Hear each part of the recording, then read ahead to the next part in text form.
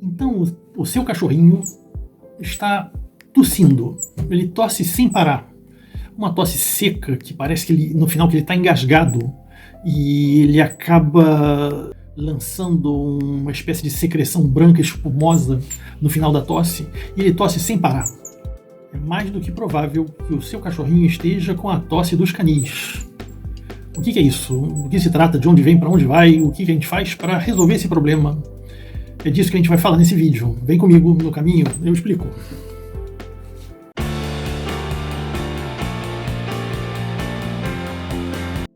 Olá pessoas, eu sou Maurício, veterinário, no meu canal Amigo dos Bichos, e hoje a gente vai falar da famigerada tosse dos canis, que é a gripe dos cães. É uma doença, mas na verdade é uma síndrome, porque existem vários agentes causadores diferentes que podem dar esse grupo de sintomas. Então é uma doença um pouco complexa e ela é bastante chata, especialmente em relação ao tratamento. Vamos chegar lá. A tosse dos canis é muito contagiosa. Ela passa de um cachorro a outro e não precisa do contato direto. Basta os perdigotos, os gotículas no ar, e não é uma infecção oportunista, é uma infecção sempre patogênica. Os principais causadores envolvidos são, em primeiro lugar, a Bordetella bronquicéptica, uma bactéria de difícil tratamento, pede antibióticos realmente fortes, e isso a ver com o seu veterinário, e também vírus como o adenovírus ou o vírus da parainfluenza. Tosse dos canis é um nome vulgar para a afecção seguinte, a traqueobronquite infecciosa. Ora, a traqueobronquite é a inflamação da traqueia e ou dos brônquios, podendo chegar a uma bronquiolite, se ela se aprofunda, ou uma laringite, se ela vem antes. Essa inflamação, então, é causada por um ou vários desses agentes etiológicos que eu citei, e é importante a gente saber algumas coisas para poder bem apreender essa doença. A primeira coisa é que quando você coloca vários indivíduos juntos, existe o risco de afecções respiratórias.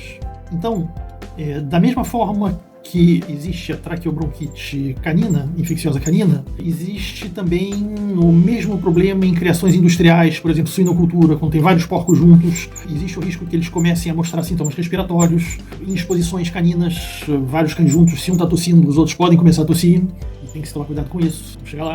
E, muito embora não seja uma zoonose e não existam infecções cruzadas entre essas diferentes espécies, é também uma Bordetella, que não é a Bordetella bronquicéptica dos cães, mas a Bordetella pertussis do homem, que causa a coqueluche das crianças. E convenhamos, quando a gente leva os nossos filhos para a creche, eles voltam às vezes com resfriados que são chatos de tratar, chatos de curar, e o princípio é mais ou menos o mesmo. Voltando a falar da nossa tosse dos canis, que tem esse nome vulgar, principalmente porque quando ela chega numa criação é muito difícil de se livrar dela. Então, uma síndrome com sintomas que são quase sempre os mesmos. Essa tosse é muito incômoda, que parece ser mais ativa, essa tosse, durante a noite do que durante o dia, mas na verdade é porque quando o doutor está dormindo isso incomoda muito ele, enquanto durante o dia, com os outros ruídos, a gente tem uma tendência a não se concentrar tanto nos ruídos do cachorro. O cachorro parece estar engasgado, ele acaba tossindo, e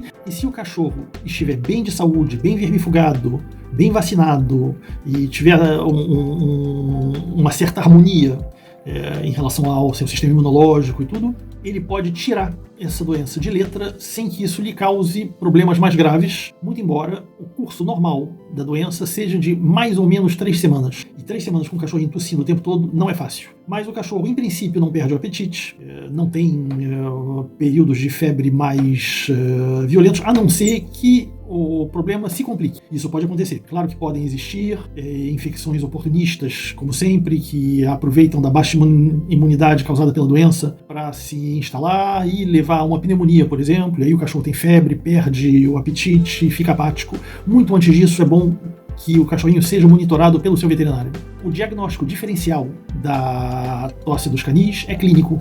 Você não precisa fazer exames laboratoriais muito aprofundados, principalmente porque eles não se prestam muito a um resultado exato. O ideal, teoricamente, seria fazer uma lavagem traqueal, que é de muito difícil execução. Essa lavagem traqueal ela já poderia sair comprometida pela flora normal da boca e das vias superiores, os diferentes exames laboratoriais, como o hemograma ou radiografias, não seriam muito úteis para uma tosse simples, uma tosse dos canins simples e limpa, mas sim para eventualmente detectar uma infecção secundária que leve a uma pneumonia ou algo assim. Então, pelo exame clínico, a gente pode descobrir, a gente pode suspeitar fortemente do problema, e existe uma ação simples, que é a detecção do reflexo traqueal. Uma pequena pressão dos lados da traqueia. Para um cachorro normal, isso vai fazê-lo tossir 2 vezes, no máximo 3. Para um cachorro que tem a traqueite, o cachorro vai tossir e não vai parar de tossir durante quase 1 minuto.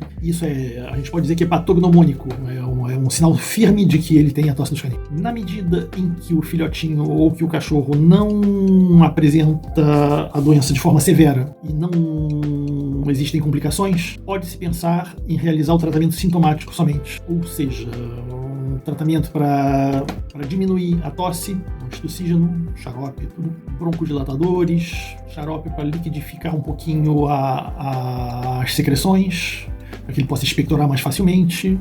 Enfim, na medida em que o cachorro aceita sem grandes problemas, então na medida em que o cachorro aceita sem problemas, pode-se fazer nebulizações de forma a agir no local, no interior da traqueia e dos brônquios, com o uso de broncodilatadores e mesmo de antibióticos. Tudo isso sob indicação do veterinário, é claro. Quanto à prevenção da tosse dos canis, existem 2 tipos de vacina no mercado. A primeira é a vacina intranasal, que estimula a criação de anticorpos no local, e a vacina injetável.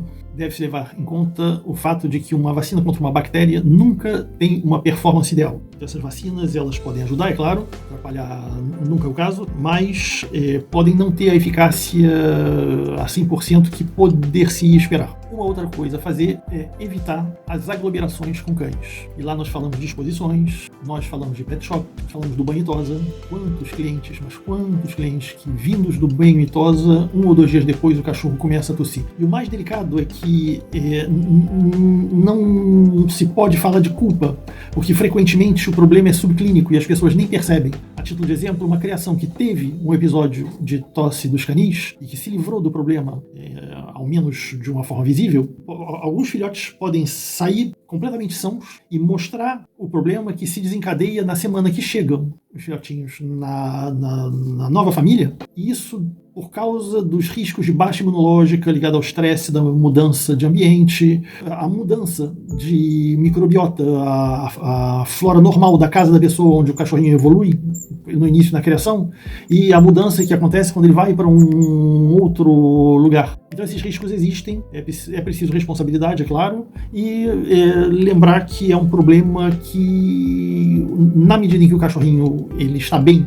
em relação aos outros parâmetros, um cachorro bem vermifugado, não vai ter problema e vai conseguir sair do problema. O que é um pouco incômodo é que esse cachorrinho ele é um vetor e pode transmitir para os cães do vizinho, para os cães com os quais eventualmente ele teria contato. E tudo isso tem que ser visto com muita prudência. O seu veterinário vai fazer o tratamento, não apenas com antibióticos e produtos para resolver os sintomas, mas ele pode entrar com anti-inflamatórios, sempre sob conselho veterinário, e mesmo com corticoides que devem ser utilizados com muita perícia, já que a ação anti-inflamatória do corticoide, ela existe em doses terapêuticas, mas quando a gente exagera um pouquinho, a gente pode causar uma imunossupressão, causa efeito contrário.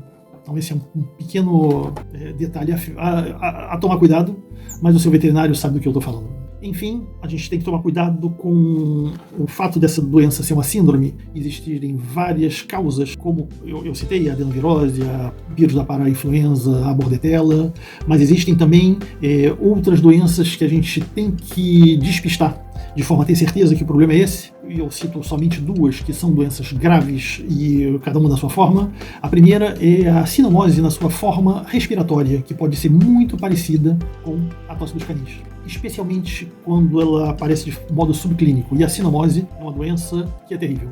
Essa despistagem é importante. E a outra que eu gostaria de citar é simplesmente a insuficiência cardíaca, que causa um edema pulmonar, e esse edema pulmonar pode gerar uma tosse, que seria um pouco menos seca, seria uma tosse mais produtiva, mas que pode se assemelhar a uma síndrome de tosse dos canis. Evidentemente, os tratamentos nos 2 casos são completamente diferentes dos iniciais. Então, um diagnóstico diferencial é necessário e o seu veterinário pode fazer isso. É isso que nós poderíamos falar sobre a tosse dos canis, kennel cough em inglês, tudo chenille em francês e um desespero para os criadores, para os expositores e para todos os profissionais que, de perto ou de longe, trabalham com aglomeração de cães. Vamos vaciná-los, vamos vermifugá-los e vamos tomar cuidado. Até breve para um outro vídeo.